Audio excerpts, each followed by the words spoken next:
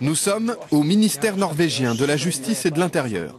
Nous avons demandé un rendez-vous avec le ministre quelques heures plus tôt. Il nous a dit de passer à son bureau. Bonjour, bienvenue. Bienvenue dans mon bureau. Le bureau du ministre norvégien de la Justice et de l'Intérieur. Nommé il y a 2 ans, Knut Storberget n'a presque rien changé à la déco. J'ai juste apporté quelques photos de ma fille et aussi une œuvre d'art contemporain de mon autre fille.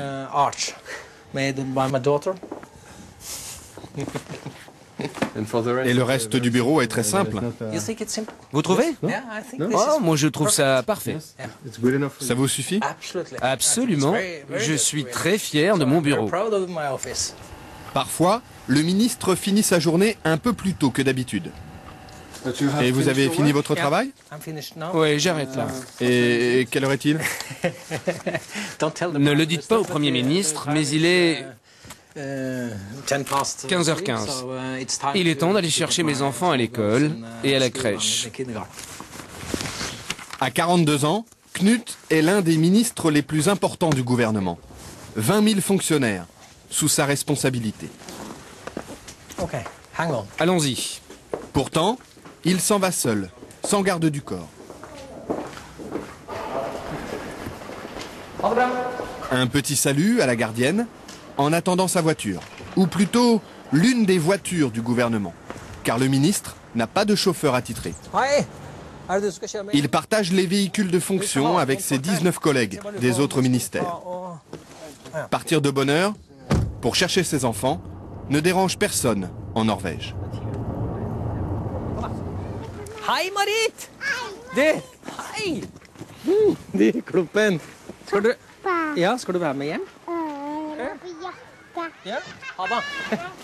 La crèche et l'école de ses 2 filles sont à quelques pas de sa maison, dans un quartier résidentiel et tranquille d'Oslo. Comme Knut habitait déjà la capitale avant d'être nommé ministre, pas question pour lui d'avoir un appartement de fonction. Avec sa famille, il vit toujours dans cette petite maison mitoyenne. Et le grand plaisir du ministre, quand il rentre chez lui, c'est de préparer le dîner. La Norvège, un vaste royaume peuplé d'à peine 4 600 000 habitants. Monarchie parlementaire où les citoyens tutoient leurs députés et leurs ministres. Un pays riche de son gaz et de son pétrole.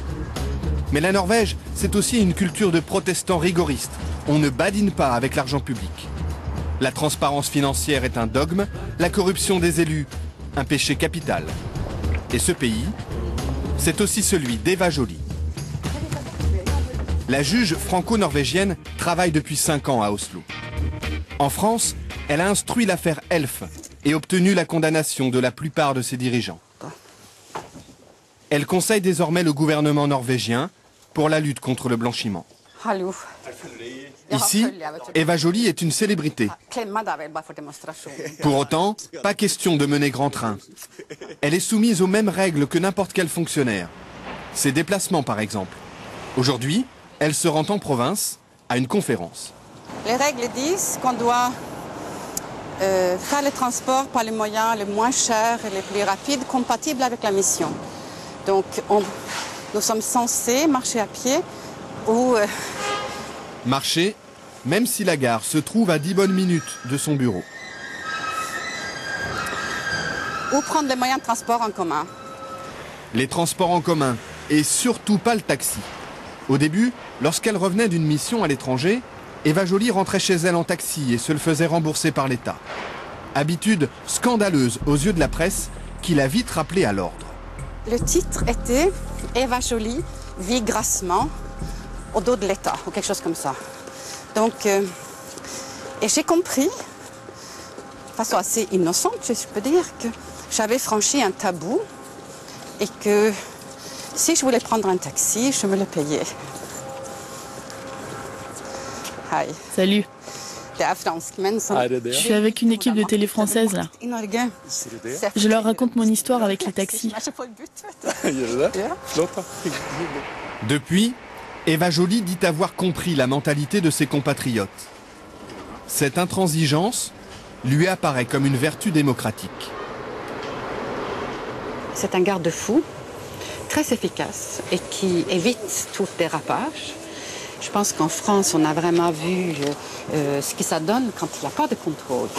Et aujourd'hui, on trouve un état je pense, de mépris du politique qui est beaucoup dû à tous les excès non réprimés, non constatés même. En France. En France. En France, élus et ministres disposent d'une enveloppe pour leurs frais quotidiens sans justificatif. En Norvège, c'est l'inverse. Ils doivent tout avancer et ne sont remboursés que sur facture. La preuve, avec le ministre des Affaires étrangères en déplacement officiel dans le nord du pays. Là aussi, sans garde du corps. Ce jour-là, il inaugure une école de commerce, visite une base militaire, rencontre les élus locaux. Et il déjeune comme tout le monde sur le pouce. Sandwich, café et gâteau sec. Cette fois-ci, ce sont ses hôtes qui l'invitent. Le ministre n'a rien à débourser. C'est lui qui paie le café. Mais d'habitude, il dispose d'un forfait très serré. 50 € pour 2 repas, 120 € la nuit d'hôtel. Il y a une limite pour chaque jour, hôtel, repas, couvert. Et si on dépasse cette somme, on doit le payer De votre poche. de son poche. Son assistant garde précieusement les reçus du taxi. Il sait qu'on va les lui réclamer. Pour l'embarquement du vol retour, le ministre fait la queue. Tout traitement de faveur serait mal vu. Mais il ne faut pas croire que parce qu'on est ministre, on est différent.